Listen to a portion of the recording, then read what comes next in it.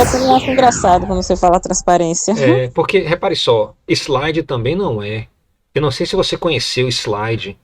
Slide quer dizer deslizar, né? Aí existiam como se fosse. Você tirava foto em um filme. Esse filme era chamado o negativo. E aí você levava para algum lugar e eles imprimiam o positivo. Aí vinha a foto impressa. De forma alternativa, você poderia dizer assim: não, eu não quero que imprima a fotografia, eu quero que você pegue este filme, que é o negativo, e imprima outro filme igualzinho, mas só que com as cores todas invertidas. Aí ele virava um positivo. Aí se recortava esse positivo e se colocava dentro de uma moldurazinha branca. Essa moldurazinha branca era deslizada para dentro de um projetor. E isso que era slide. Então, tecnicamente, isso aqui não tem nada a ver com slide. Eu não sei de onde é que tirar esse nome também. Então, tipo assim, tanto faz transparência, slide, tá tudo errado. Devia ter um nome novo, né? Você chama de quê?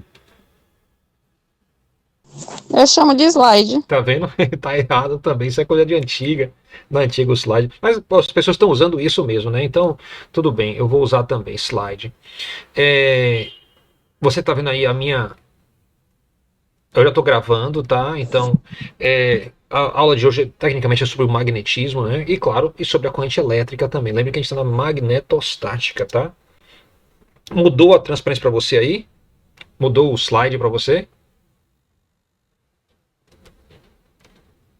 Não, não mudou, né? Alô?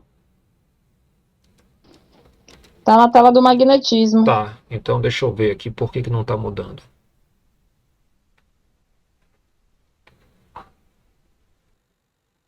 Agora deve mudar. Pronto. Agora vai. Deixa eu checar logo a outra.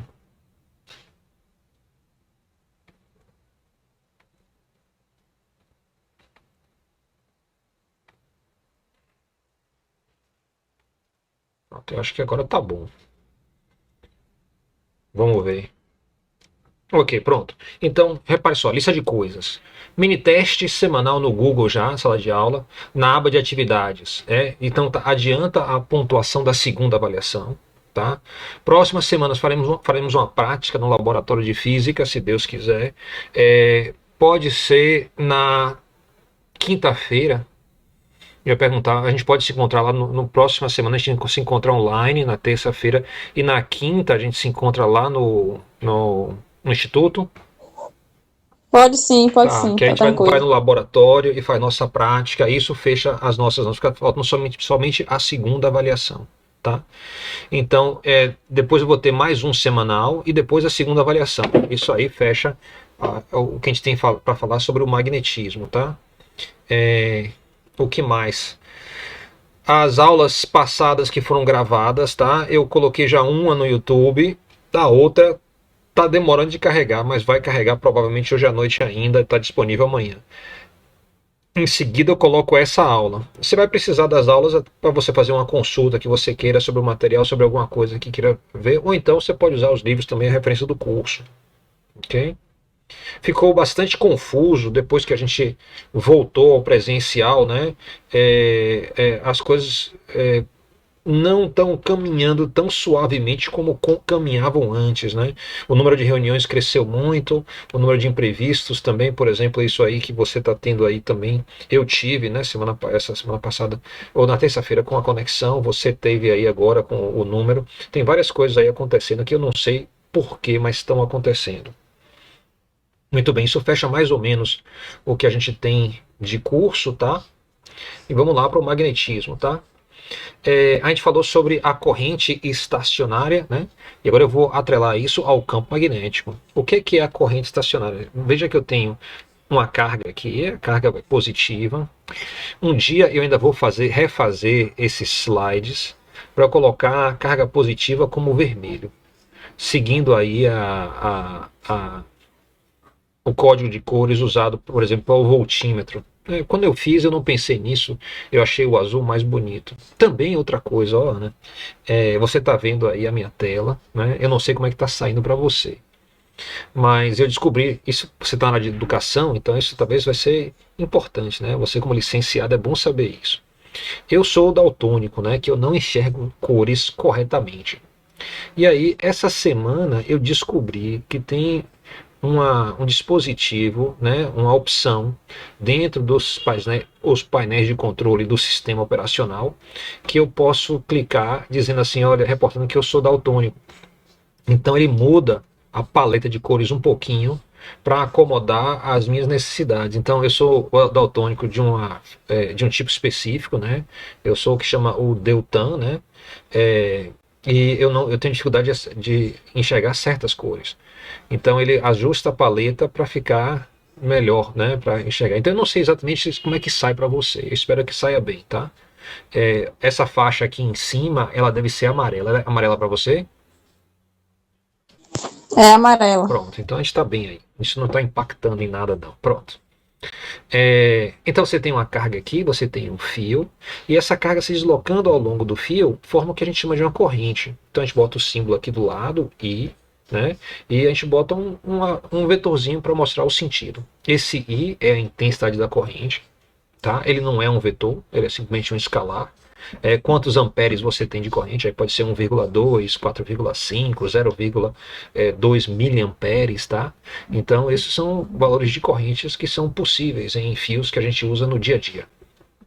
4 amperes é até uma corrente bastante alta, né? Então, se você permite que a carga movimente, ela deve fazer isso, né? Mas só que isso não é a história toda. É o que a gente estava estudando, né? Que cargas que se deslocavam em um fio chamavam-se de corrente. E a gente achava assim que isto era a história toda. Acontece que isso não é a história toda. Isso é a razão porque, e o que eu vou explicar é a razão porque a corrente está logo antes, os nossos estudos de corrente elétrica está logo junto do magnetismo, né? Então, por que isso? Porque quando você tem uma pequena carga, tá? Ela tem em torno dela alguma coisa que ocupa o espaço. E quando essa carga se movimenta ao longo do fio, essa coisa vai junto. Vai junto da seguinte forma. Dê uma olhada. Ó, tá vendo? Então você tem que perguntar o que é isso que vai junto com a carga. Como é que a gente sabe que isso existe? Pelo seguinte, ó. Este, a gente pode chamar até de campo, tá? Ele tende a afetar objetos como bússolas.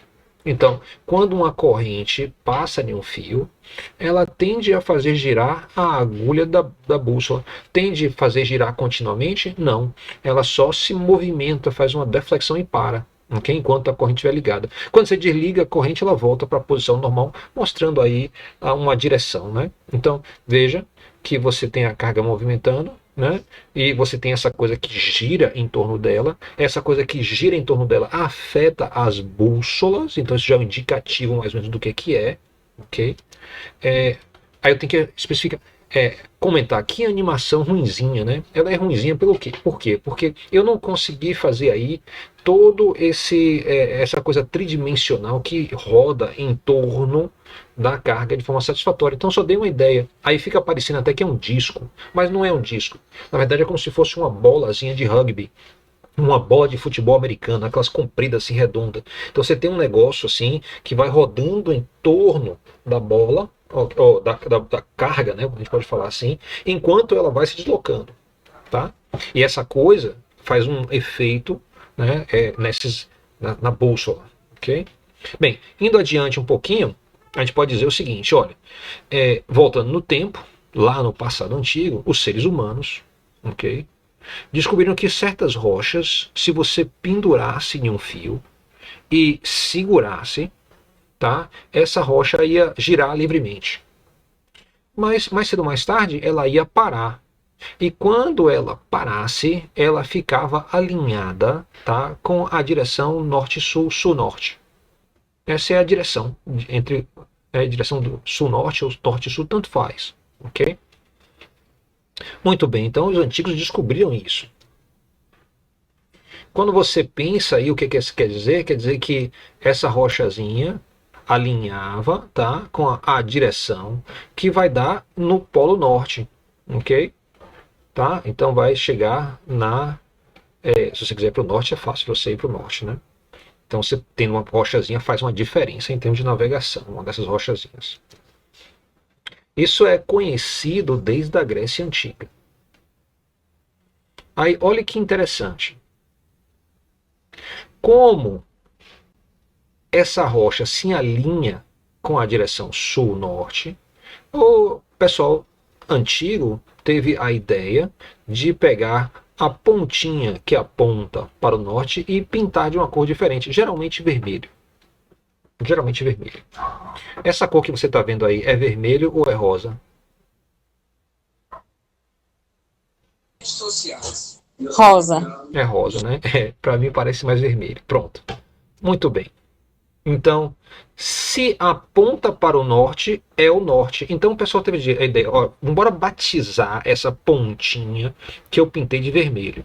Aí como é que você faz o batismo? Você diz assim, olha, essa rocha está apontando para o norte, então eu vou chamar isso aqui a parte norte dessa pedrinha. Pode se chamar do polo norte desse objeto, ok? Muito bem. Isso, claro, se transformou na bússola, né? Então a bússola nada mais é do que uma rochazinha que tem uma propriedade magnética com um dos lados pintados, né? E esse lado pintado é o lado que aponta para o norte. Aí você enfeita isso com um discozinho que tem a rosa dos ventos e você coloca dentro de uma cápsulazinha, bota um vidro em cima para proteger. Às vezes você coloca esse objeto que é magnético ali dentro, né? Que vai se orientar mostrando a direção do campo magnético. Você bota até um pouco de água, porque aí você pode ter uma coisa que flutua e tem então vários graus de movimento, né? Pode rodar, mas também pode ter uma declividade, né? Mostrando então qual é a declividade do campo magnético naquela posição em que você se encontra. Bem, então a bússola é de 1260, né, depois de Cristo, ou seja, já é bastante antiga. Bem, aí quando você pega essa rocha que tem o ladozinho pintado e você aproxima ela de um objeto que é de ferro, então o que acontece? Um atrai o outro. Isso é uma propriedade desse conjunto de rochas, tá? Muito bem. Quando você tem duas dessas rochas, aí você pode pegar aqui na primeira, na segunda linha, né? Colocar o lado pintado próximo do lado que não está pintado de outra dessas rochas. Né? Ou você pode colocar o lado pintado próximo do lado pintado de outra rocha. Lembre que a parte vermelha a gente chama de norte, né?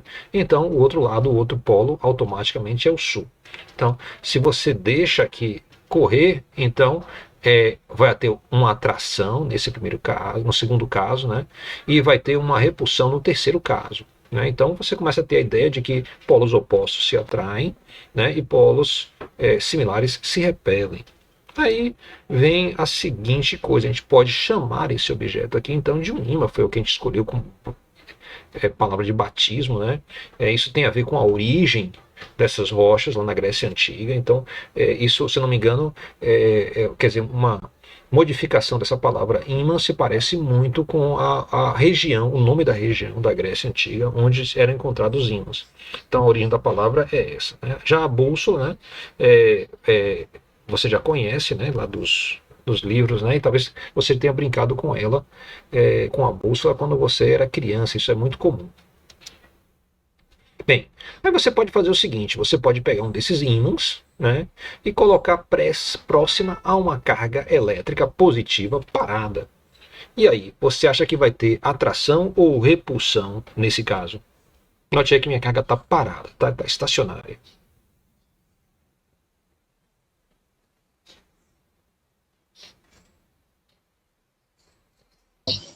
Não entendi. Digamos que eu pegue aí, a gente pegou uma esfera com uma carga positiva e a gente aproximou essa esfera de um ímã. E agora os dois estão próximos um do outro. A pergunta é, vai haver uma atração ou uma repulsão entre o polo norte do ímã e a carga positiva? A carga elétrica positiva. Atração. Ok. Atração. Então seria uma possibilidade aí atração, tá? Mas o que acontece é que se você fizer esse experimento, você vai descobrir que o mais absoluto nada acontece. Por que isso acontece assim? Porque o ímã é um objeto que tem propriedades magnéticas e a carga elétrica tem propriedades elétricas. Então, esses são dois mundos bem separados, né?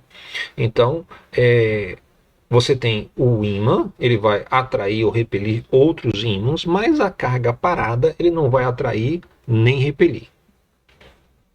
Ok? Mas, né, isso não exclui a gente examinar o que acontece quando a carga se movimenta. Então, por que é interessante a gente olhar quando a carga se movimenta? Porque a gente falou, uma carga elétrica parada tem somente campo elétrico, né? Uma carga elétrica com velocidade constante, ela vai ter campo elétrico, mas também tem essa coisa do campo magnético. Então, você espera algum tipo de interação, né, com o ímã da bússola. Okay? Então já começa a abrir nossos olhos aí quanto às possibilidades. Mas a carga parada não é atraída nem repelida. E é interessante também o seguinte: tem um experimento muito curioso que eu nunca realizei esse experimento, eu li sobre ele, mas é tão curioso que um dia eu quero fazer isso. A ideia é a seguinte: você pode pegar uma tigela, colocar dentro da tigela cera. Um pouco de cera de vela e um pouco de cera de carnaúba. E você pode esquentar isso para isso ficar líquido. A tigela que eu vou utilizar é uma tigela de vidro.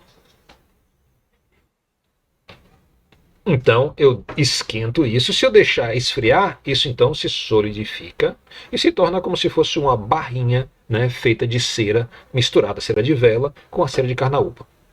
Agora, eu vou pensar assim, eu vou esquentar novamente para ficar líquido, mas dessa vez, quando for esquentar, eu vou fazer o seguinte: eu peguei minha tigelinha de vidro, de um lado eu coloco folha de alumínio à direita, do outro lado eu coloco folha de alumínio à esquerda. E eu pego uma boa bateria aí, de uns 14 volts, alguma coisa assim, e eu conecto, tá, a tensão, tá, nessas duas plaquinhas de alumínio, formando de fato um capacitor. Então eu formo um capacitor, eu carrego ele e eu deixo essa cera de carnaúba junto com a cera de vela esfriar dentro de um campo elétrico. Quando eu desformar esse bloquinho de cera de carnaúba com cera de vela, né, ele vai ter propriedades elétricas. Um lado vai ser mais positivo, outro lado vai ser mais negativo. Vai ser mais positivo, tipo um ímã? Não. O ímã tem norte e sul. Este outro objeto não é um ímã. Eu acabei de fazer o que chama-se um eletrito. O eletrito é interessante, porque você pode pegar essa barrinha de cera de vela e carnaúba, e você pode quebrar ela, e você vai ter então dois eletritos. Se você botar os dois polos positivos próximos um do outro, vai ter uma repulsão. Se você botar o polo positivo junto do polo negativo, então vai ter uma atração. Então é interessante que isso se comporta como se fosse um ímã, mas só que ele é de natureza elétrica. Se você aproximar esse eletrito de um ímã, nada acontece. Não atrai nem repele. Okay? Então, o mundo elétrico é separado do mundo magnético, a não ser que as cargas entrem em movimento, porque quando entram em movimento, aí a carga desenvolve propriedades magnéticas, então tem capacidade de interagir com a bússola. Muito bem. Então, veja aí, se eu pegar um ímã, tá? Colocar assim em cima da mesa, posso colocar ao lado dele uma bússola. Essa bússola, então, vai se orientar dessa forma. Lembre, tá, que essa setinha, tá, a pontinha dela, quer dizer, é o norte da bússola, e a parte de trás da seta quer dizer o sul. Então, note aí que, pelo meu desenho, o norte atraiu o sul, a bússola, né, o ponteiro da bússola, rodou, a gente chama a agulha magnética rodou e se orientou, tal que o norte e o sul tivessem o mais próximo possível e o norte tivessem o mais afastado um do outro. Então ela pegou essa orientação, mostrando aqui a influência do ímã. Se eu movimento essa bússola para outra posição, eu vejo que a agulha muda de sentido. E se eu ficar movimentando assim, ó, eu vou descobrir que ela vai mudando conforme eu vou arrastando ela sobre a mesa para diferentes posições novas. O efeito disso é que se você tiver várias bússolas, você vai conseguir dizer então como é que, né, este movimento magnético, né, opera em torno aí do meu ímã. Então eu botei aqui várias bússolas, tá? Então se a gente fizesse esse experimento de fato, isso ia ocorrer. Você ia ver então cada uma das bússolas com a orientação um pouquinho diferente. Isso é legal pelo seguinte, como isso aqui é uma seta, isso já dá uma ideia do que a gente chama de circulação magnética. Então, há uma circulação magnética, né? E as bússolas estão mostrando o sentido dessa circulação magnética. Acompanhe o mouse, tá? Então, o mouse, ó, vai passando aqui aonde a linha de campo tem que estar. Tem que ter aqui uma linha de campo. Note que a linha de campo então é fechada e passa por dentro do ímã. A gente pode inclusive arriscar desenhar essa linha de campo. A linha de campo ficaria assim, ó. Ela é uma linha que é fechada, tá? E ó, você tem aí o ponteiro magnético é tangente, né, à linha de campo, mostra a sua direção. Então a gente tem aí a nossa circulação magnética. Eu não mostrei a linha de campo passando por dentro do ímã, ok? Tá, para o desenho não ficar excessivamente complicado, mas ele passa aqui por dentro do ímã. Eu posso então repetir esse experimento do outro lado. A gente vai ver que o campo magnético, que é o que a gente está mapeando aqui com as linhas de campo, ou o campo magnético, tá? Ele é simétrico, né? As linhas de campo estão emergindo do Polo Norte e estão convergindo para o Polo Sul, tá? Então ele emerge dessa ponta, né? E vai estar penetrando o ímã pela ponta de cá. Eu tenho, claro, a possibilidade de mapear mais linhas de campo, tá? Se eu fizer isso, eu posso fazer isso de forma experimental, né? Então, à direita aqui, eu tenho fotografias de experimentos realizados que foram realizados da seguinte forma. Pegou-se um ímã, colocou-se, né, debaixo de uma, como se fosse uma tigela, tá? Onde existe um gel azul. Nesse gel azul, colocaram vários pedacinhos de ferro. A gente chama isso de limalha de ferro. E aí nós aproximamos o ímã por baixo, para não sujar o nosso ímã, e aí nós vimos formar esse desenho. Note aí a semelhança, né, do que está acontecendo aqui e aqui. A gente está pegando uma parte aqui só, então o norte está à esquerda, as linhas de campo elas vão sair daqui e dar a volta, e vão entrar aqui pelo Polo Sul. E ó, isso é simétrico, então se você pegar, para ficar mais parecido com esse meu desenho, observe que se você pegar aqui, ó, saindo do Polo Norte indo nessa direção, você vai fazer uma volta bem maior, mas vai chegar aqui do lado de cá também. Então, justamente, ó, a partir do Polo Norte saindo, dá a volta e retorna. Muito bem. Aí você pode fazer brincadeiras, né, usando dois ímãs. Então você pode pegar dois ímãs, onde você tem o norte e o sul, e você pode aproximar ele, né, debaixo dessa tigela que tem água, um gel azul e tem a limalha. Então isso aí se organiza dessa forma. Então você vê, ó, as linhas de campo saindo do Polo Norte, dando a volta, indo para o Polo Sul aqui, ó. Então isso acontece entre dois ímãs. Observe uma coisa interessante. A limalha forma linhas quase que paralelas aqui na região central. Isso vai ser importante. Isso vai ser nosso campo magnético uniforme. Muito parecido lá com o campo elétrico uniforme. E aqui embaixo eu tenho o seguinte, ó. Um ímã que tem um polo norte, outro ímã que tem um polo norte. Olha o que acontece. Vê se você consegue perceber aí nessa região central. Tá? As linhas parece que não gostam umas das outras. Então as linhas que saem da direita e vão em direção à esquerda vão estar descendo indo para baixo, e as linhas que vêm da esquerda indo para a direita elas vão começar a descer e também para baixo. Na parte de cima o oposto ocorre, elas vão para cima. Então há uma certa região aqui como se fosse uma linha que divide, né, o campo magnético da direita e da esquerda. Há uma repulsão aqui. Então você vê, essa situação é uma situação de atração, essa aqui é uma situação de repulsão. basicamente aqui você pode imaginar que essas linhas aqui, ó, elas gostam de ficar retas. Então, se elas estão curvas dessa forma, elas vão querer que os ímãs se afastem para um lado e para o outro, fazendo com que essas linhas fiquem cada vez mais retas. Quando estiverem bem longe um do outro, elas vão estar mais retas. Aqui, ó, nessa região, essas linhas querem ficar retas. Então, esses arcos aqui, eles querem sumir. Como é que consegue fazer isso? Aproximando o sul do norte. Então, vai haver uma atração. Muito bem. Quando você retira o ímã, olha o que aconteceu. Deixa eu voltar aqui, ó. Tá aqui o ímã, eu vou retirar o ímã. Olha o que acontece com cada uma dessas bússolas, com o ponteiro da bússola, com a agulha magnética. Vou tirar agora o ímã, tá? Olha lá, tirei ele. O que aconteceu? Todas as agulhas magnéticas se alinharam com o campo magnético da Terra. Lembre que o Polo Norte eu coloquei aqui à direita, bem longe. Se o Polo Norte está bem longe, isso quer dizer que nesta região aqui, as linhas de campo são aproximadamente paralelas. Ou seja, para posições longe dos polos da Terra, você vai ter um campo magnético que nessa região em média, em uma certa região, em média, uniforme. Tá? Se você vai de uma região do globo para outra, aí vai ter pequenas variações. Tá? Daqui a pouco a gente vai falar sobre essas pequenas variações. Muito bem, então observe que eu coloquei agora mais linhas de campo.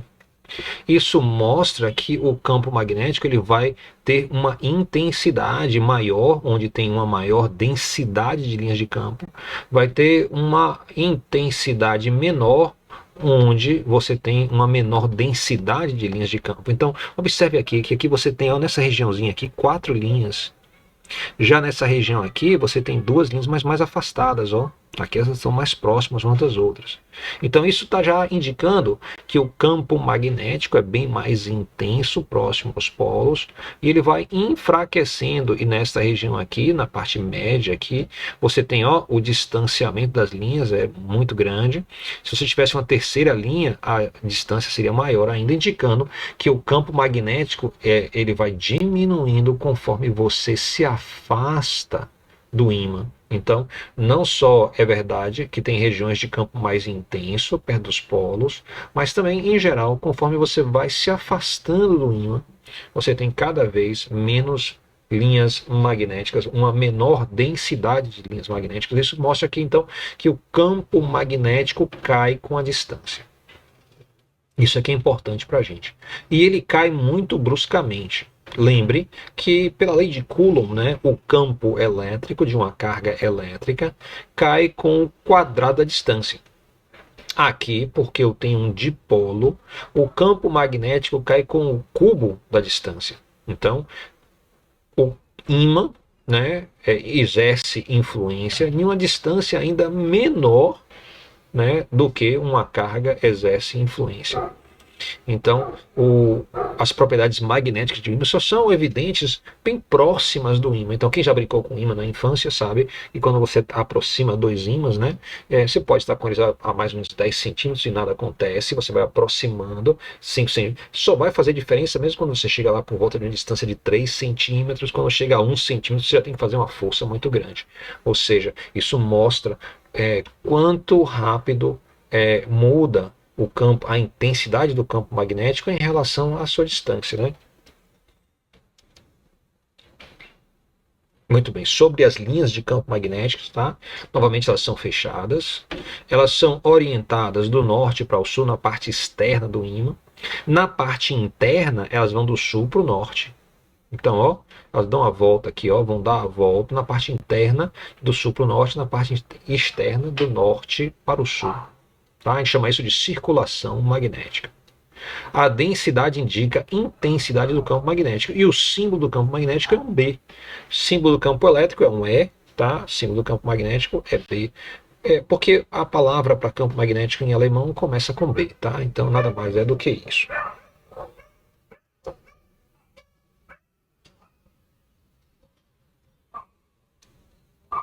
Eu posso, então, observe o que eu fiz aqui, ó. eu vou colocar um ímã dentro da Terra para tentar explicar, né, o que a gente vê de campo magnético terrestre. Ou seja, tudo aí indica que a Terra funciona como um grande ímã. Eu tenho aqui uma pessoazinha, tá? E vou colocar ela na superfície, como ela deveria estar. Note que o Polo Norte é nessa região de cá, né, próximo, né, onde você tem uma densidade de linhas maior. E você colocou a pessoa aqui e a rochazinha que ele tem pendurada em um fio, que é uma agulha magnética, ela vai rodar, rodar, rodar e vai acabar parando, mostrando a direção norte e sul. Então, o lado vermelho vai estar, ó, na parte de cima, apontando a direção do norte, ó, aponta a direção do norte. Observe que o ímã aqui dentro, ó, ele tem o norte na parte de baixo.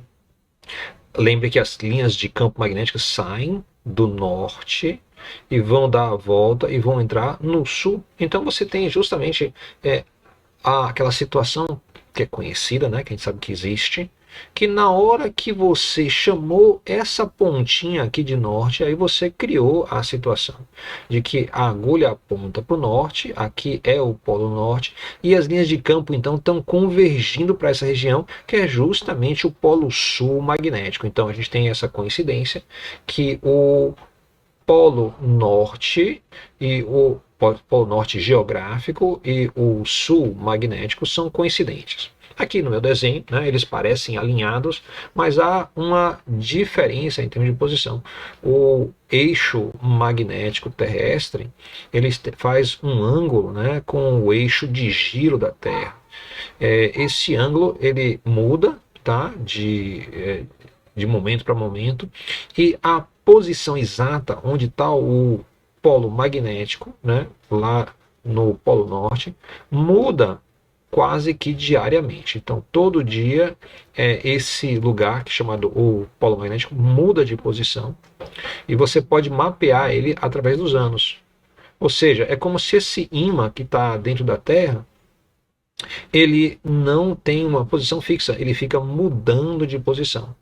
Tanto é que a partir de registros geológicos nós sabemos que para grandes eras, né, este ímã já inverteu de polaridade, ou seja, hoje em dia estas rochas que penduram aqui do fio apontam para a direção do norte, mas no passado distante elas apontavam para a direção sul. E no passado mais distante ainda, apontava para a direção norte. E há evidências, tá, no fundo do Atlântico, que mostram que houve uma inversão dos polos magnéticos de forma regular. Isso quer dizer que a Terra ficou dando cambalhotas no espaço? Não. A Terra segue girando, né, e movimentando como ela sempre fez, mas o campo magnético ele pode variar, ele pode ficar mais intenso, menos intenso, ele pode mudar de posição. Então, a cada muitos anos, né, uma era magnética, o campo magnético vai se enfraquecendo, se enfraquecendo, se enfraquecendo, até sumir totalmente, e aí ele renasce com a polaridade invertida. Estas fases, né, daqui a pouco a gente vai ver, são muito importantes para a evolução, para explicar, né, como se deu a evolução da vida na Terra. Então,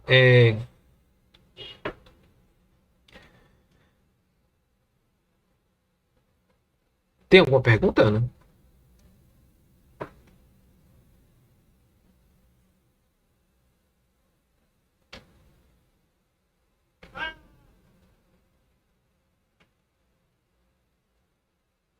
Ok, se tiver alguma pergunta, você pode me interromper, tá? O dipolo magnético bússola se alinha com o campo magnético externo da Terra.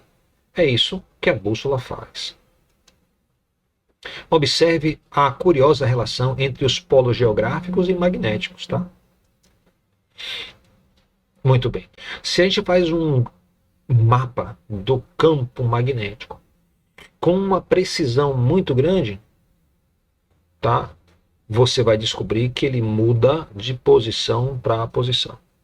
Note aí então que a cor aqui representa a intensidade do campo magnético, sendo azul o menos intenso e aqui vermelho o mais intenso. Muito bem. Então, o campo magnético tem diferentes valores na superfície. Tem um valor médio, né, de aproximadamente o que na linha do Equador, mais ou menos 1,3, 1,6 vezes 10 a menos 5 Tesla, ok? É o campo magnético médio, mas tem variações pequenas de posição para posição. Então você está vendo aí a intensidade do campo magnético mapeada com pequenas oscilações. E a gente descobre que existe uma grande anomalia magnética nesta região onde se encontra o Brasil. Essa anomalia magnética é conhecida como a anomalia magnética do Atlântico Sul, ok?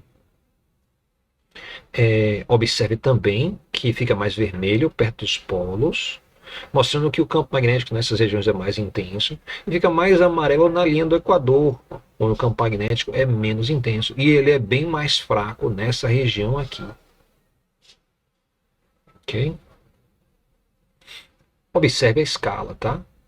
Então, veja a escala. A escala é dada em nanotesla. E aqui eu tenho 62.000 nanoteslas. Aqui eu tenho 2.200 nanoteslas.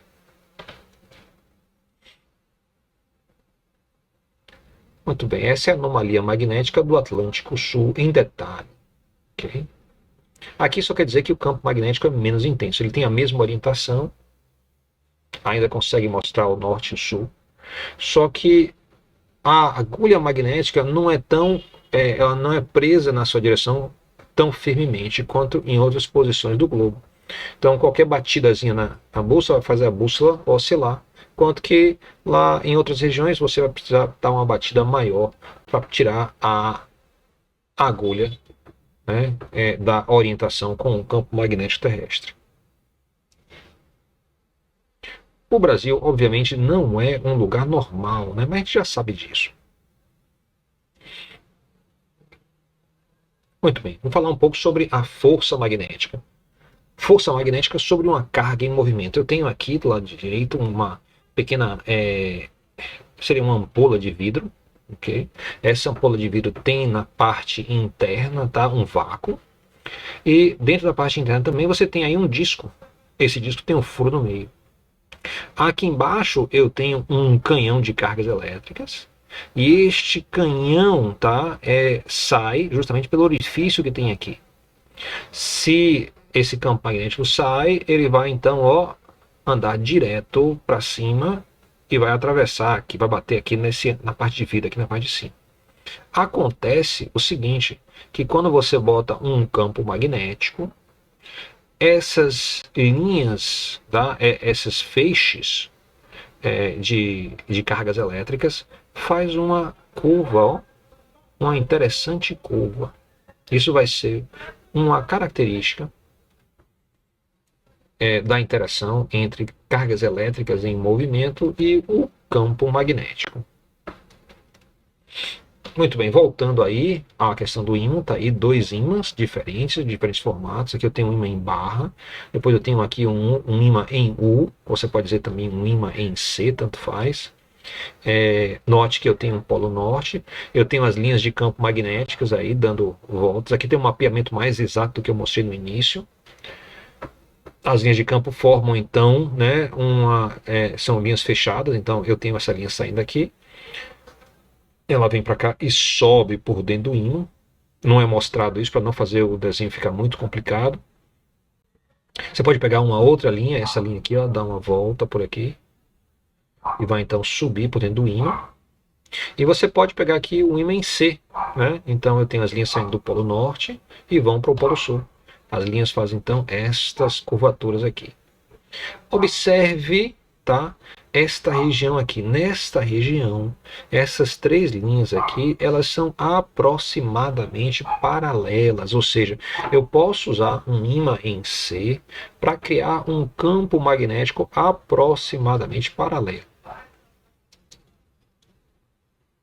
Então, campo magnético aproximadamente uniforme. Então, se as linhas são paralelas, o campo magnético é uniforme. É de um campo desse tipo que eu vou fazer alguns experimentos. Então, eu pego aqui, fiz uma rotação de 90 graus, tá aí minhas linhas de campo, ó, indo para cima. O campo magnético aproximadamente uniforme. Então, eu posso dizer que o campo magnético tem o símbolo B, que é um vetorzinho, e o módulo de B vai ser uma constante, porque as linhas aqui estão equispaçadas. Então, sempre que eu tiver linhas equispaçadas, eu estou entendendo que essa região, então, tem um campo magnético uniforme. Aí, eu botei aqui à esquerda uma carga positiva e vou dar a ela uma certa velocidade para ela entrar aqui no campo magnético. Então, note que agora eu tenho a carga elétrica atravessando um campo magnético. Mas primeiro, eu quero saber, olha, essas linhas de campo, tá, são geradas por um ímã. Onde é que está o polo norte e onde é que está o polo sul? Lembre que as linhas de campo nascem no polo norte e vão para o polo sul. Ou seja, eu entendo que aqui embaixo tem um polo norte e aqui em cima tem um polo sul. Colocando então esses ímãs no lugar, eu vou ter aqui o norte aqui embaixo, o sul aqui em cima, tá? E eu tenho essa região de campo magnético uniforme. É agora que eu vou fazer a carga passar por essa região. A carga pode entrar a um certo ângulo, tá? Então eu posso escolher o ângulo em que eu vou injetar a carga dentro do campo magnético. Eu vou chamar esse ângulo de θ. Eu posso usar um θ de 45 graus, como está aqui, ou posso usar um θ de 90 graus. Eu vou escolher usar um θ de 90 graus. Então, eu vou mudar aí a direção do vetor velocidade, eu vou injetar ela dessa forma. Lembre que o ângulo entre o vetor velocidade, que é esse aqui, está para a direita, e o ângulo entre o campo magnético, né, o vetor campo magnético, está aqui para cima, os vetores, ó. Então, o ângulo aqui é 90 graus. Então, ó, o que é o movimento, ó. Novamente, eu vou jogar essa carga aqui dentro do campo magnético. Olha o que acontece. Houve uma deflexão, tá, da direção da carga. A carga entrou no campo e fez uma curva e veio parar, ó, se movimentando aqui em direção à tela. Okay? Isso seria um resultado experimental, se você fizer esse experimento. Como eu mostrei naquela imagem inicial da ampola, né, um feixe de cargas dentro de um campo magnético faz uma curva. Muito bem. Então, é sabido que isso é um resultado experimental. Tá? Então, o que a gente está mostrando aqui não define como é que se comporta uma carga, mas sim descreve como ela se comporta dentro do campo magnético. Então, olhando de outro ângulo, tá? Eu botei aqui as linhas de campo magnética indo para cima. Eu tenho uma carga positiva bem aqui, que foi a que a gente estudou agora no movimento. E mostrei o vetor velocidade aqui em vermelho. Esse vetor velocidade está a 90 graus do campo magnético. E essa carga aqui vai fazer uma curva, né, indo para a direita.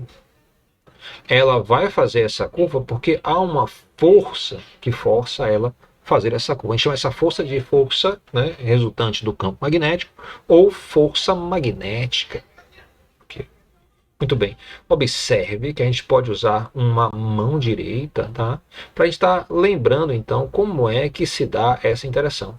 Então, se eu colocar o dedão na direção do vetor velocidade, como está aqui essa mãozinha, botar os dedos em aberto na direção do campo magnético, os dedos outros, né, sem ser o dedão, e aí eu vou perceber que essa força magnética, tá, estaria no sentido, direção e sentido, como se estivesse saindo da palma da minha mão. Então eu tenho aí, ó, força magnética para cá. Bem, aí você pode perguntar, e a mão esquerda, eu posso usar? Observe o seguinte, quando você tem uma carga positiva, ela faz essa curvatura para cá. Isso é facilmente descrito pela regra da mão direita. Se você tivesse uma carga negativa, o movimento dela através do campo magnético faz uma curva para a esquerda aqui, ó, contrária à da de cá. Então, você poderia pensar em usar a regra da mão esquerda, mas isso não é usual. A gente pensa assim.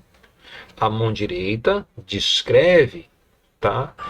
Como a força magnética está em relação ao vetor velocidade e o vetor campo magnético. E caso você tenha uma carga negativa, você pode dizer então que ela está negando a regra da mão direita. Então a força magnética, em vez de estar na palma da mão, vai estar nas costas da mão direita. E assim a gente evita usar a mão esquerda. Ele ou concorda com a regra da mão direita ou discorda.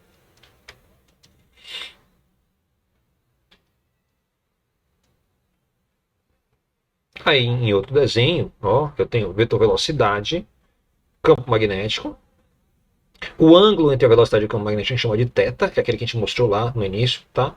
E observe que a força magnética, isso é resultado experimental, força magnética, ela é perpendicular ao vetor campo magnético e a força magnética também é perpendicular ao vetor velocidade. Quando uma força é perpendicular ao vetor velocidade, isso quer dizer que ela não consegue alterar o valor da velocidade. Então, você tem aí a situação em que a força magnética não vai tá mudando o valor da velocidade, ou seja, ela não consegue estar realizando trabalho, transformando energia potencial em energia cinética. A carga vai se movimentar com velocidade constante. Muito bem. Então, a gente afirma isso da seguinte forma. A gente fala que a força magnética é perpendicular a B, bem aqui, ó. Força magnética está a 90 graus do campo magnético. A força magnética está perpendicular à velocidade. Então, a força magnética, voltando um pouco, ó, força magnética é perpendicular ao campo magnético. Então, a força magnética está aqui, campo magnético está aqui, 90 graus. Segunda afirmação, a força magnética é perpendicular ao vetor velocidade. Então, campo magnético aqui, vetor velocidade bem aqui, ó. Note, então, 90 graus com esse ângulo. Muito bem. Claro, o ângulo entre o vetor velocidade e o vetor campo magnético é você que escolhe. Pode ser um ângulo θ qualquer. Nesse caso aqui, a velocidade em relação ao campo magnético, eu tenho um ângulo de 90 graus, mas não precisava ser. Bem, a força magnética é sempre perpendicular ao plano definido pela velocidade e o campo magnético. Então, note que a velocidade e o campo magnético definem um certo plano e a força magnética está a 90 graus desse plano. A forma correta de escrever isso, tá? Onde você tem a representação dessa relação, é assim: força magnética vetor vai ser igual a carga multiplicada pelo vetor velocidade, multiplicado, e note que o símbolo aqui é diferente, pelo vetor campo magnético. Essa é uma expressão que faz sentido no vetor, no cenário de vetores, né? Eu não estou trabalhando tanto com a matemática dos vetores, porque a gente não tem muita geometria, não tem muita álgebra. Isso quer dizer, então, que eu posso perguntar: vem cá, o que é isso? Então tem uma forma mais fácil da gente estar entendendo. Daqui a pouco eu vou explicar exatamente o que é isso. E vai ficar mais claro. Mas, por enquanto, a gente pode dizer o seguinte: olha, o módulo do vetor força magnética vai ser igual a carga multiplicado pela velocidade, multiplicado pelo campo magnético, multiplicado pelo seno do ângulo. Ou seja, quando eu escrevo isso aqui, eu quero dizer que o vetor força magnética tem o tamanho dado por essa conta aqui, que é o produto da carga, velocidade, campo magnético e o seno do ângulo, tá? Entre o vetor V e B.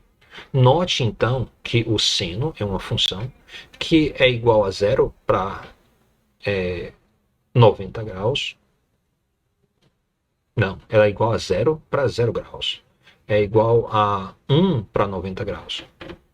Então, a força magnética vai ser mínima quando o vetor velocidade tem a mesma direção do campo magnético. E a força magnética vai ser máxima quando o vetor velocidade é perpendicular ao campo magnético. Então, o modo da força magnética é igual ao produto dos seguintes itens: a intensidade da carga, que é esse Q aqui, o modo da velocidade da carga, V, o modo do campo magnético, B, e o seno do ângulo entre a velocidade e o campo magnético. A força magnética é sempre perpendicular ao plano definido pela velocidade e o campo magnético. Isso é um resultado experimental. Tá? É que nem a lei de Coulomb. Tá? Quando a gente fala de força elétrica, é carga vezes campo. Né? Então, a força elétrica vai ser igual a, no caso de Coulomb, K vezes Q1, né? Q2, sobre a distância ao quadrado. Muito bem. Para calcular diretamente, tá, o vetor força magnética, o usual é escrever esta matriz aqui e calcular o determinante dessa matriz. Então eu posso dizer que a força magnética vai ser igual a carga vezes o determinante dessa matriz aqui. Esse determinante, tá, vai ser obtido, né, como se faz por uma matriz 3x3, onde a diferença aqui é que, em vez de você ter números na primeira linha, você tem, na verdade, versores. Isso aqui é só uma descrição do que acontece. Depois a gente vai ter a oportunidade de usar isso aqui.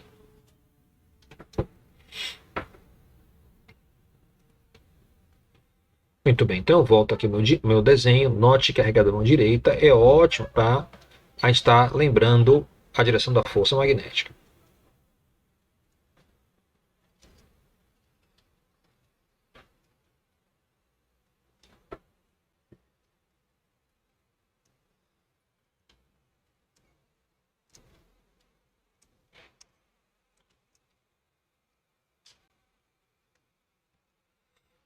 Ok, então, assim como, tá, eu posso usar a régua da mão direita para entender como é que uma carga se movimenta, sabendo, ó, que em um fio passam várias cargas, eu posso repetir esse procedimento para o fio.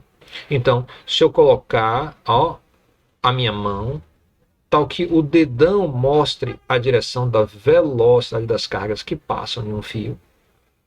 E se eu colocar esse fio dentro de uma região onde tem um campo magnético, na direção dos dedos aqui, deve haver uma força sobre esse fio que é perpendicular ao vetor velocidade e ao vetor campo magnético. Então eu vou ter aqui, ó, 90 graus entre força e campo magnético, 90 graus entre força e vetor velocidade, e qualquer ângulo aqui entre o vetor V e o vetor B, sendo que eu sei que a força magnética deve ser máxima quando este ângulo aqui é igual a 90 graus, e a força magnética é mínima, né, quando este ângulo aqui é igual a 0 graus. Muito bem, então o que deve acontecer com essa corrente que passa no fio?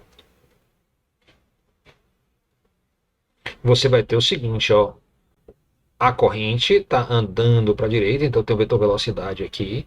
O campo magnético eu mudei de direção, você agora está vendo ele em direção a seus olhos, então ele fica aparecendo somente um triangulinho. E a força magnética agora então está para baixo. Então eu fiz uma rotação para você entender o que acontece. Velocidade para cá, campo magnético saindo, força magnética então está para baixo e para a direita. Isso quer dizer que este fio, por onde passa uma corrente elétrica, submetido a um campo magnético, deve então, ó, o campo magnético, o símbolo que a gente utiliza é esse aqui, ó. Esse é o vetor que está saindo da página.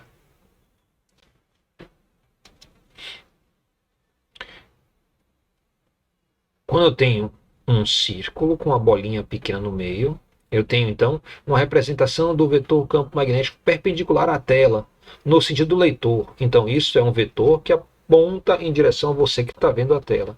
Se tivesse o sentido contrário, eu faria um círculo com um pequeno X no meio. Isso quer dizer então um vetor que está entrando na tela. Então note aí que eu tenho 90 graus entre força magnética e velocidade, 90 graus entre força magnética e campo magnético. A régua da mão direita, então, funciona dessa forma. Ó, dedão na direção da velocidade, dedos na direção do campo magnético, que é externo, causado por alguma coisa, tá? E aí eu tenho, então, a força magnética aqui, ó, a 90 graus do campo magnético e da velocidade magnética. Isso vai fazer com que este fio se desloque. Eu tenho aí a minha corrente I na mesma direção da velocidade. A gente já falou sobre isso. Há um deslocamento do fio. O fio foi empurrado na direção da força. Lembre que força puxa e empurra os objetos que têm massa, e o fio tem massa. Muito bem. A gente já falou sobre essa relação, que N cargas com velocidade deriva D vai ser igual a corrente vezes o comprimento. Que comprimento é esse? É o comprimento do fio, ó. A parte que está dentro do campo magnético. Então, a gente tem duas situações aqui distintas. Uma carga com velocidade vai sofrer, dentro de um campo magnético, sobre uma força magnética, mas também, se eu tenho N cargas desse tipo, com a mesma velocidade deriva, isso vai me dar, então, I vezes o tamanho do fio. Muito bem. E aí, então, eu tenho um exercício para a gente estar fazendo. Vou deixar para você trazer isso na próxima aula, que vai ser a próxima aula na terça-feira, né? Então, na foto, uma carga positiva, que é igual a 1,5 microcoulombs, possui uma velocidade, está aí o vetor velocidade, em metros por segundo, que se movimenta em um campo magnético, está aí o campo magnético. Determine a força magnética, aí eu quero saber módulo e direção e sentido. Você vai usar aquela expressão aqui, ó, força magnética é igual a carga vezes velocidade vezes campo, vezes seno do ângulo. Então você tem que descobrir qual é o ângulo entre o vetor velocidade e o vetor campo magnético. Então vale um desenho. Lembre que o vetor velocidade e o vetor campo magnético, tá? Tem um ângulo θ entre eles, como colocado aqui na figura. Eu quero o modo dessa força, e aí eu quero uma descrição da direção e sentido, usando a regra da mão direita, a força magnética sobre o componente x da velocidade e a força magnética sobre o componente y da velocidade. Então eu vou querer que você faça separadamente, ó, vetor, a parte de velocidade I, a parte de velocidade J. Então, componente x e componente y. Faça em separado aqui, calculando a força magnética. Você vai descobrir que em uma dessas situações não tem força magnética nenhuma e na outra tem toda a força magnética. Então você vai descobrir qual é que é a componente ou componente da velocidade que é mais importante, que gera mais força magnética.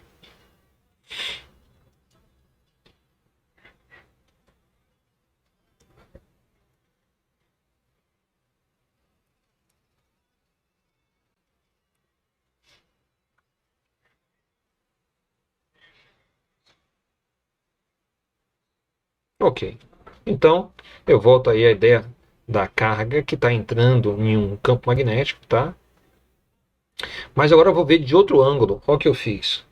Eu tenho uma carga que vai se movimentar aqui dentro. Então, eu vou trazer ela para cá com a sua velocidade, a gente vai ver o que acontece. Aqui, as linhas de campo estão indo para cima. Então, o campo magnético está apontando para cima. Eu vou mudar a perspectiva. A minha carga está aqui dentro do campo magnético. Agora, o campo magnético, ó, aponta em direção aos meus olhos, está saindo da tela. Eu estou olhando como se fosse de cima. Na verdade, aqui seria de baixo, né?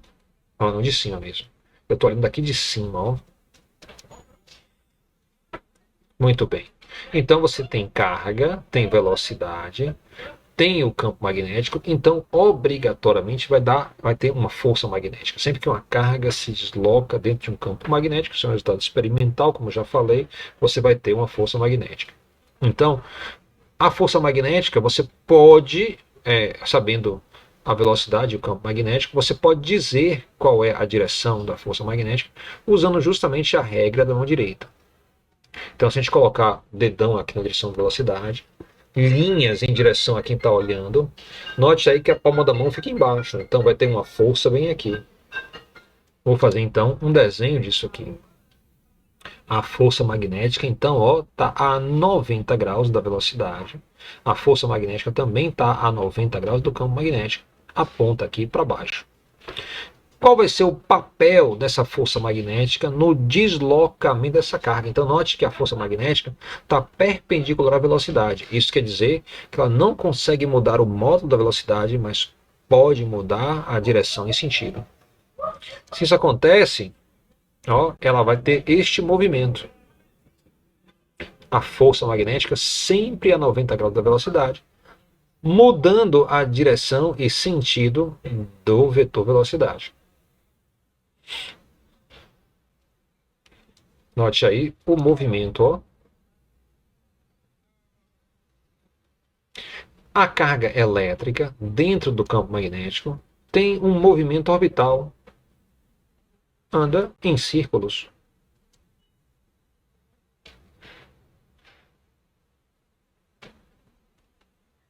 Observe que a força magnética não realiza trabalho. A gente já falou sobre isso. Ela não muda o modo da velocidade. Se não muda o modo da velocidade, não muda a energia cinética, ou seja, não há transferência de energia, não há transferência de joules. Muito bem. A força magnética está desempenhando o papel da força em direção ao centro, ou força centrípeta. Então a gente pode falar que a força magnética é a força centrípeta. A gente já viu a força centrípeta antes, né? Então a gente pode dizer, em tópicos de física 1, a gente pode dizer que a força magnética é justamente igual à força centrípeta. Substituindo os módulos na força magnética, como a gente falou, vai ser Q, a velocidade da carga em módulo, o campo magnético dentro do qual a carga se movimenta, multiplicado pelo seno do ângulo entre o vetor velocidade e o vetor campo magnético. E isso tem que ser igual a massa vezes a aceleração, segundo a segunda lei de Newton, né? E a aceleração aqui é a aceleração em direção ao centro, então a gente sabe que isso vai ser igual a velocidade ao quadrado sobre r. Essa relação é muito interessante porque tem r à direita. Dá para a gente isolar o valor de r. Eu vou pegar aqui a situação onde o ângulo entre o vetor velocidade e o vetor campo magnético é 90 graus. Então, o vetor velocidade está aqui em vermelho, campo magnético está saindo do quadro, eu tenho 90 graus entre os dois. E eu posso, então, isolar o valor de R. R vai ser igual a, depois de eu cancelar aqui, ó, V corta com o quadrado, o R passa para a esquerda. Eu divido pela carga e o campo magnético e eu vou ter então que o raio desse movimento é a massa vezes a velocidade, a massa da carga vezes a velocidade da carga, dividido pela carga, tá? A intensidade da carga, e dividido pelo campo magnético, a sua intensidade. O raio desse movimento é comumente chamado de raio ciclotron, tá? Porque esse movimento foi primeiro concretizado dentro justamente de um acelerador de cargas. Então pegava-se cargas e usava então campos elétricos e magnéticos para acelerar e se armazenava essas cargas dentro, tá, de uma região onde existia um campo magnético, tal que elas ficassem em órbita fechada. Então você pode guardar uma grande quantidade de carga dessa forma. Elas ficam dando voltas assim. Muito bem. Movimento em um campo magnético externo, tá? Então, se eu imagino que tem um campo magnético para a direita e eu tenho uma carga dentro desse campo e ela tem uma velocidade, e a velocidade faz um ângulo, ó, faz um ângulo com o campo magnético, e esse ângulo é diferente de 90 graus. Então, a velocidade, o ângulo entre o vetor velocidade e o vetor campo magnético tem duas componentes aqui. Tem uma componente que é paralela ao campo magnético, mas também tem uma componente perpendicular. Está aqui então o vetor velocidade fazendo um certo ângulo, né? Nessa situação, o componente, tá, que é na direção do campo magnético permanece, e essa carga então tem uma velocidade ao longo da linha de campo constante. O outro componente, tá, que é o componente que é perpendicular, ele vai fazer com que a carga faça um movimento circular. Então a combinação desses dois movimentos vai dar então um movimento helicoidal.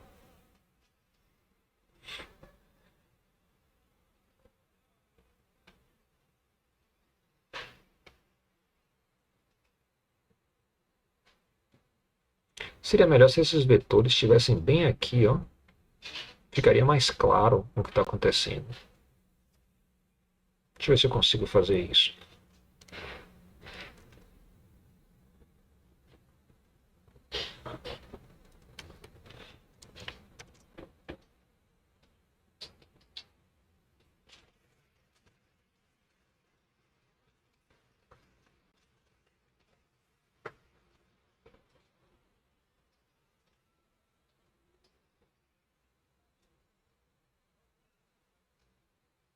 Ó, esses vetores ficariam assim, ó, o vetor velocidade. Opa, deixa eu voltar aqui. Claro que aqui está bem primário, tá? Então tem um vetor velocidade aqui, que é perpendicular ao campo magnético, e tem uma componente aqui para a direita. Fica melhor. Depois eu vou consertar esse slide. Muito bem. Então, entendendo aqui o que acontece, você vai ter então uma carga dentro de um campo magnético criado por duas bobinas, uma à esquerda e outra à direita. Essas bobinas criam um campo magnético e as linhas de campo são assim. Elas são paralelas dentro da bobina e vão, ó, engordando nessa parte central e depois vão aqui para a direita. Novamente, ó, com a intensidade de campo magnético muito grande. Se você bota uma carga aqui com um componente de velocidade, que não é inteiramente perpendicular, tem componente paralela ao campo e tem componente perpendicular, essa carga vai ficar fazendo voltas aqui, ó. Ela vai fazer voltas e mais voltas aqui. O raio vai mudando, porque o campo magnético fica menos intenso, mas depois, ó, ela vai ficando com um raio menor, até chegar aqui. Quando a carga chega nessa região onde o campo magnético é muito intenso, o raio, né, tende a zero, e conforme tende a zero, a carga tende a mudar a direção da velocidade, como se estivesse batendo em uma parede e voltando. Então essa carga vai ficando dando voltas aqui, bate de um lado, volta, bate de um lado, volta, então ela fica presa aqui. Chamamos esse dispositivo de garrafa magnética. A gente usa um campo magnético para segurar as cargas em uma certa região do espaço. Tá? Isso é interessante porque você então consegue cargas elétricas em movimento, né? A ideia é formar um plasma, então você consegue conter um plasma em uma certa região do espaço. Plasma é simplesmente o que tem em uma chama, tá? Então, se você colocar uma vela perto de uma garrafa magnética, a tendência é que o que sai da chama fique preso aí, então tem um certo brilho nessa região. Claro, se você deixar a atmosfera, esse brilho vai embora e esse plasma esfria, mas se você deixar no vácuo, esse plasma se mantém e fica lá guardado. Quando você faz isso na prática, você vê um certo brilhozinho saindo, né, bem fraquinho, dessa região onde tem a garrafa magnética. Onde é que você encontra essas garrafas magnéticas?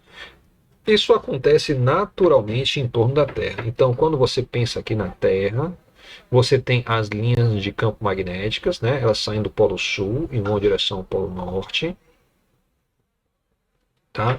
E aí você tem cargas elétricas que são emitidas a partir do Sol. Então à direita aqui eu tenho uma imagem da superfície do Sol emitindo uma grande quantidade de cargas elétricas que vão viajar do Sol, da superfície do Sol, até a vizinhança da Terra, e chegando nessa vizinhança, essa radiação ionizante que vem lá do Sol, ela vai ser capturada nessas garrafas e vão ficar aqui dando volta e vai para um lado, vai para o outro, vai para um lado, vai para o outro.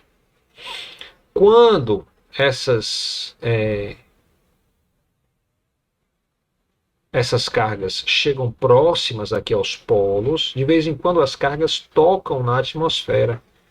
Quando essas cargas em movimento tocam na atmosfera, existe um brilho, né, formando o que a gente chama das auroras, as auroras borealis, né? Acontece aqui no Polo Norte, e a aurora, me passei com o nome agora, a aurora austral acontece no Polo Sul.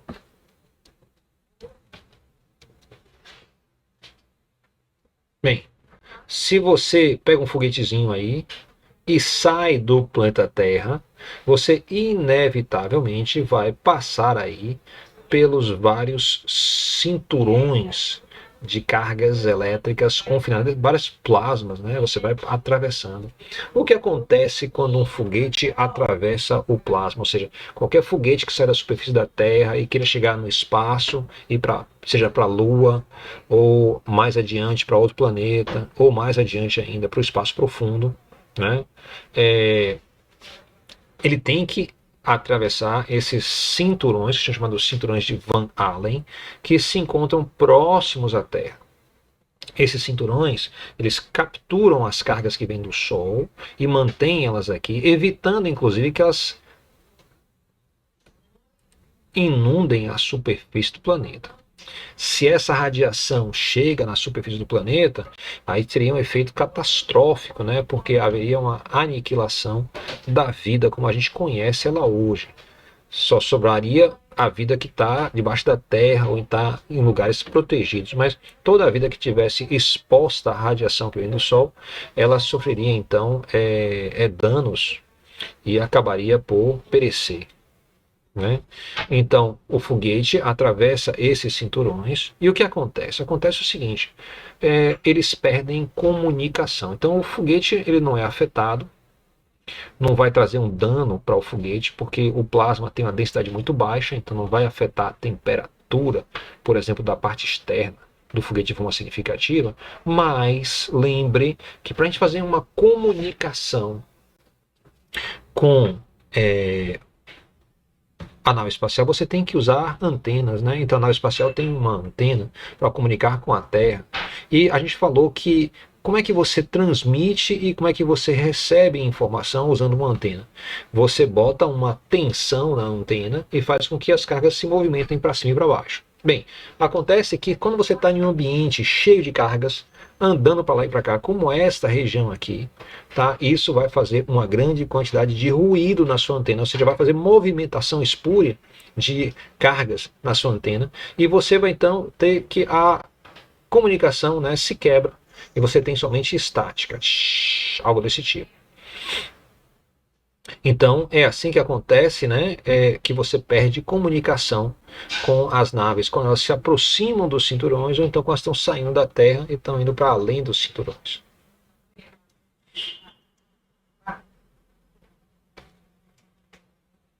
Então é comum você ter momentos onde você perde comunicação.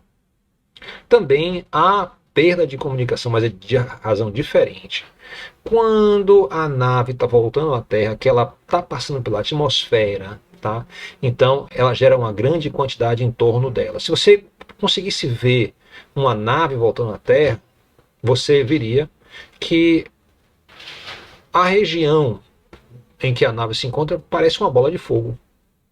Bola de fogo quer dizer que gera muito plasma a reentrada da cápsula na atmosfera. A cápsula tem proteção com cerâmicas, né, para evitar que a parte interna aumente muito sua temperatura. Mas a parte externa ela aumenta tanto que parece uma bola de fogo. Se é uma bola de fogo, tem plasma, antena nenhuma funciona dentro de plasma. Então, novamente, você perde comunicação nesse momento também. Note aí a figura aí da aurora borealis à direita. Então está a proposta de um problema aí, um próton se aproxima da Terra ao longo do plano equatorial com velocidade de 6 vezes 10 a sexta metros por segundo. nessa região, o campo magnético possui uma intensidade aproximada de 1,35 microtesla, 13,5 microteslas. Determine o raio de órbita dessa carga, que é um próton. Que objeto se encontra no centro dessa órbita e qual é a frequência do movimento? Então tá aí, a gente quer fazer esse exercício. Tente fazer.